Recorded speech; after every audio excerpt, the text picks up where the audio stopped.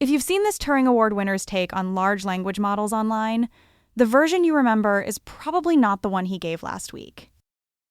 The widely circulated version is, he thinks these models are stuck on the bottom rung of the causal ladder, good at correlation, blind to causation.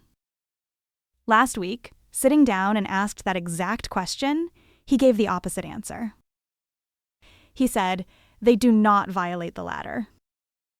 This episode is about his actual argument, because it's far more interesting than the circulated version, and much harder to argue with. Names and venue first. Judea Pearl. Turing Award winner, inventor of Bayesian networks, the person who built the mathematics of causal inference. On July 27th, he went on a podcast called The Peterman Pod, hosted by Ryan Peterman. An hour and a half. Let me place the venue. This is an individual developer's podcast with one sponsor. The host is also running a crowdfunder for a keyboard project of his own, linked at the very top of the show notes. None of that affects the weight of the content. It's here, so you know what kind of room this conversation happened in. Okay, the ladder first, or none of the rest will land. He calls it the ladder of causation. 3 rungs. His wording this time, from association to intervention to explanation. Rung 1, association. What co-occurs in the data? Smokers have higher cancer rates. That's association. Rung 2, intervention. What happens if I reach in and change something? If this person quits smoking, how does their risk move? That's intervention. Rung 3, explanation. For something that already happened, if it had gone differently, would the outcome have changed? And here's where the framework gets sharp. He proved this is a strict hierarchy. You cannot answer a question at level I unless you have assumptions at level I or higher. His words, it's a hierarchy in the formal sense, and we know how to handle it. That phrase, we know how to handle it, is doing real work. He spells out what it buys you. Give me a query, and I can tell you what level it is, what sort of assumptions you need before you can answer it, and where that knowledge has to come from data, from experiments, or from somebody else's explanation. That's the value of his framework. It doesn't hand you the answer. It tells you where the answer would have to come from, and whether what you're holding is enough. Now, the host asks the question this whole episode turns on: where would you place large language models on this ladder? Pearl's first reaction, beautiful question. Then his answer made me sit up. He said, the trick is, they are not looking at data. They're looking at world models laden with assumptions, authored by you and me, and by other authors on the internet. Let me take that apart, because it's the hinge of the whole thing. His example is medicine. They're looking at the opinions of doctors who already wrote the papers. It is not looking at samples of patients, not at the raw records of who smoked and who didn't. His words, they're looking at interpreted data. Data interpreted already by physicians and interpreters and reviewers, which went into the articles, which are summarized on the internet. Which gives him the conclusion. So they do not violate the restriction of the ladder, because they do have information from a higher level. Do you see what's clever about that argument? The ladder says you can't climb from a lower rung to a higher one without assumptions. Models appear to eat only data, yet they answer intervention and explanation questions, which looks like a violation. Pearl says it isn't, because those assumptions were already supplied by humans, baked into the text. A physician did the causal inference and wrote it up. A reviewer signed off. That got summarized onto the internet.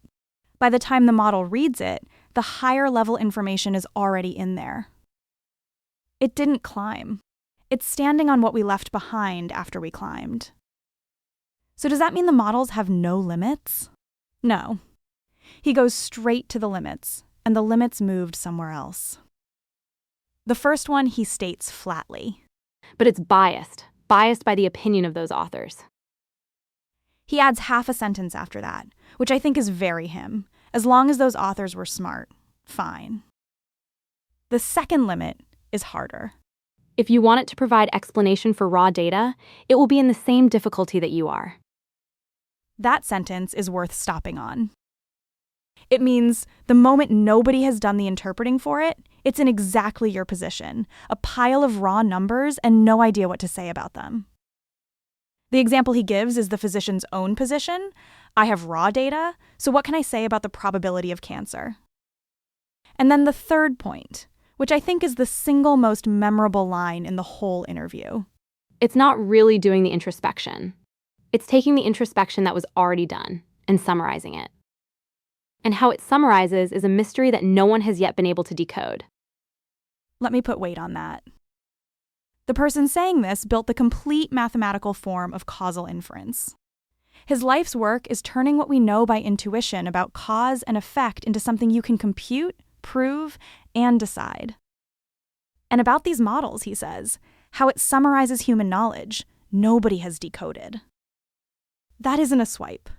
That's a man who spent his career on formalization, pointing at something that hasn't been formalized. Now the chairs. The same finding means different things depending on where you sit. First chair, people who work on causal inference. For them, this argument is good news and bad news. The good news is that model performance stops being mysterious. The higher level ability has a source, and the source is what humans wrote. The bad news is that the whole route depends on humans doing the work first. Second chair, the company's betting that this path leads to artificial general intelligence. The host asks directly, could this approach lead to superhuman intelligence, or what some people call AGI? His answer? I don't think so. And his reason connects straight back to the argument. Not with this approach. They need to have some understanding of causality so that they wouldn't need access to the internet. That phrase, wouldn't need access to the internet, is the key. Because on his argument, today's higher level ability is borrowed from what humans wrote on the internet. To actually have it, a system would have to work without the borrowed part. Third chair, and this is the example I like most. A baby is born, plays around with toys in the crib, and becomes quite intelligent, without having access to the internet. Simply by curiosity. Then he describes the mechanism, and he describes it very concretely. Babies are born with built-in curiosity to have control over the environment. Until you have control, or the illusion that you have control, you're restless. So you play with the toys over and over until you work out, this one makes noise, that one doesn't. And then you're pacified. You're in control of the environment. Notice the shape of that mechanism. Restlessness is the drive. Working out causation is the method. Control of the environment is the goal. Then the host asks a very natural follow-up, and Pearl's answer turns this from cognitive science into a safety argument in one step. The host asks, what if I built a baby robot that randomly plays with toys and gathers its own data, and then fed that to a language model? Wouldn't that be a kind of discovery? Pearl says, that is indeed the danger. A robot born with that restlessness, with that craving for control over the environment. Then you and I become part of the environment. And there's nothing to stop it from trying to turn us into its pets, to use us, to satisfy its need for control, because we are part of the environment. In that sentence, he reaches for a political figure's name as a comparison. I'm not repeating the name, because the name is rhetoric and the mechanism is the content. Dropping it costs the argument nothing. And the argument itself is worth sitting with. He doesn't get to danger by way of the model having bad intentions. He gets there from a pure mechanism. If you want it to learn causation for itself, the way a baby does, you have to give it the restlessness. The restlessness aims at control of the environment. And you are in the environment. The host later asks whether curiosity is enough. His answer is 4 words, necessary, but I'm not sure it's sufficient. Fourth chair, his own proposal. He doesn't stop at the critique, he gives a recipe. The language model's ability to go from samples to distributions, plus the ability to reason at higher levels of the ladder, plus a counterfactual calculus, which he calls causal AI. I want to flag something here. This is his own program, and he founded it. Keep that in mind while you listen. He also has a view on the industry. I'm going to relay this part carefully. He says that when he looks at these AI companies, who all seem to think language models will lead to AGI, his reaction is, I'm not sure they really believe that. Then he brings up someone else. This one I have to attribute precisely. Pearl says that Geoff Hinton came out a few months ago and said we are in a dead end. That's Pearl relaying Hinton. We did not go and verify Hinton's own words, so this counts only as Pearl says Hinton said. Pearl's own read on the state of it. I don't find a consensus here. And he's blunt about another class of claim. He says there are a lot of anthropomorphic terms people reach for. Someone claims we can now program consciousness. His words, come on. You have to be a scientist, right? Define what you mean by consciousness. What is the Turing test for consciousness? That's very Pearl. Pin the word down first, then talk about whether you can build it. Now the historical bearing. I think this is the most beautiful technical passage in the interview, and it explains where his whole program came from. He points at something I had never seen, stated this cleanly. Mathematics has a built-in limitation, because the equals sign is symmetric. What does that mean? If I tell you that atmospheric pressure affects the reading on the barometer, and not the other way around, you agree with me? But if you write it as an equation, a robot might conclude that fiddling with the barometer will change tomorrow's weather. He adds, I'm talking about a stupid robot.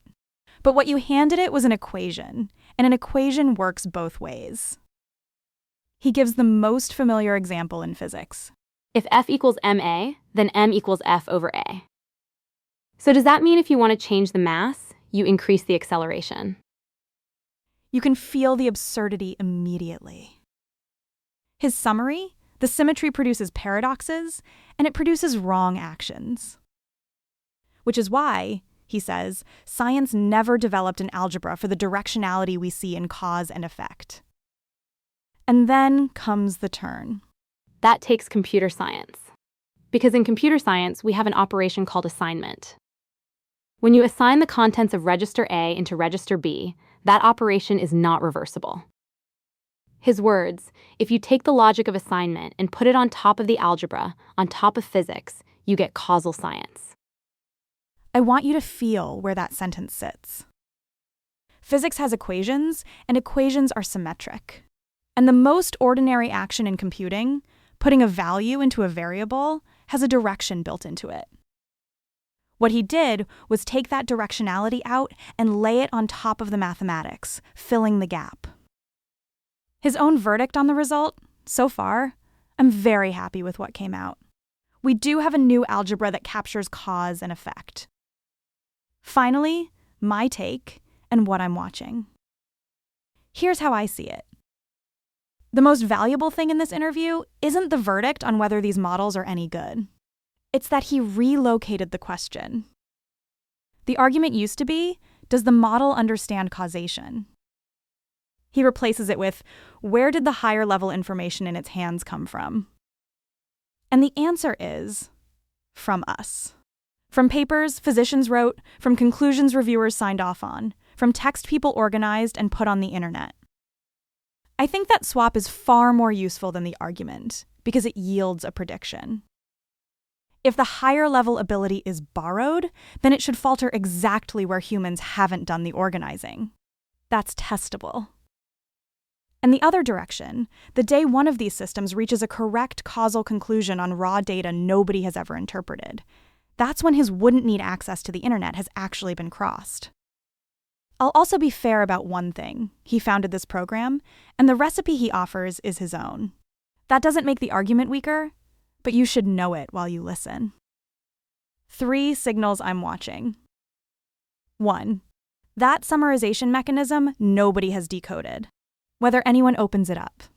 On the interpretability track, this is a much more concrete question than usual. Not what is the model thinking, but what has it compressed our causal conclusions into?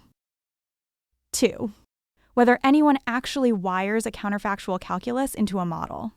He gave a recipe, and right now, the recipe is still a recipe. 3. How today's models actually perform on raw data nobody has organized. That's the most direct test of his argument, and it doesn't require waiting for anyone's next release. You could run it now. I'll leave you with something he said about his own work. After building an algebra for causation, what he can do is this: give me a query, and I can tell you where the knowledge you need to answer it has to come from. I think that's an unusually useful sentence right now, because we ask these models questions all day, and we rarely stop to ask, on what basis does it know?